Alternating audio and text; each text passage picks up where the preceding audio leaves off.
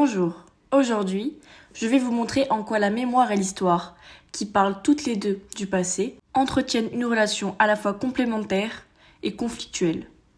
Pour comprendre cela, je m'appuierai sur 3 exemples. La Shoah, la guerre d'Algérie et le génocide des Tutsis au Rwanda. La mémoire et l'histoire sont 2 notions différentes. La mémoire d'abord, c'est une reconstruction personnelle et collective du passé. Elle est émotionnelle, subjective, influencée par des familles, la culture et les traumatismes. Mais surtout, il n'y a pas une mémoire, mais des mémoires. L'histoire, elle, se veut scientifique. L'historien vérifie, croise des sources, contextualise, critique les témoignages. Son objectif n'est pas de juger, mais de comprendre. On pourrait croire que ces 2 approches s'opposent, mais en réalité, elles s'influencent sans cesse. La mémoire et l'histoire entretiennent une relation complémentaire, mais parfois conflictuelle. La mémoire apporte à l'historien des témoignages précieux, mais elle peut aussi brouiller le regard. Elle sélectionne, elle oublie, elle réécrit parfois. Et quand un État construit un roman national, il peut imposer une mémoire officielle qui n'est pas toujours fidèle aux faits.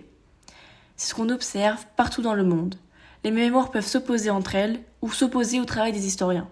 Je vais donc vous présenter 3 exemples concrets. Commençons par la Shoah. Après la Seconde Guerre mondiale, de nombreux survivants se sont tués. La mémoire a été blessée, parfois étouffée. À partir des années 1960 et 70, leurs témoignages se multiplient. Ils deviennent essentiels pour comprendre l'horreur des camps, mais aussi pour lutter contre le négationnisme. L'histoire, elle, a établi les faits, les mécanismes de la destruction, les responsabilités, l'ampleur du génocide.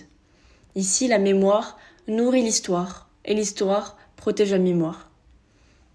Deuxième exemple, la guerre d'Algérie, une mémoire longtemps taboue.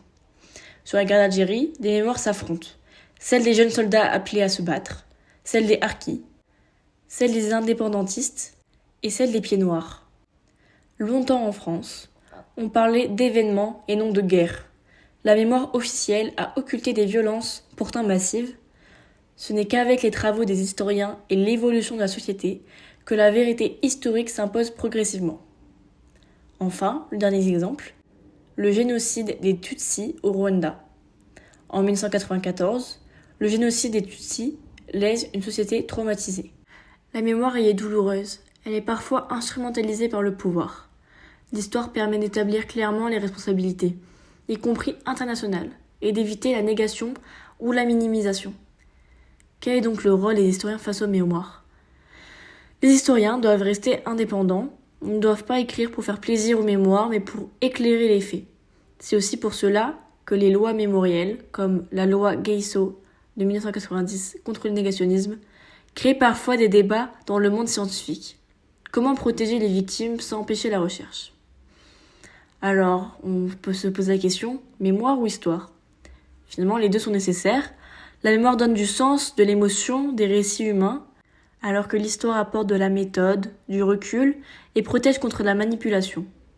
Comprendre leurs relations, c'est comprendre comment une société construit son rapport au passé et donc son avenir. Merci pour votre écoute, à bientôt.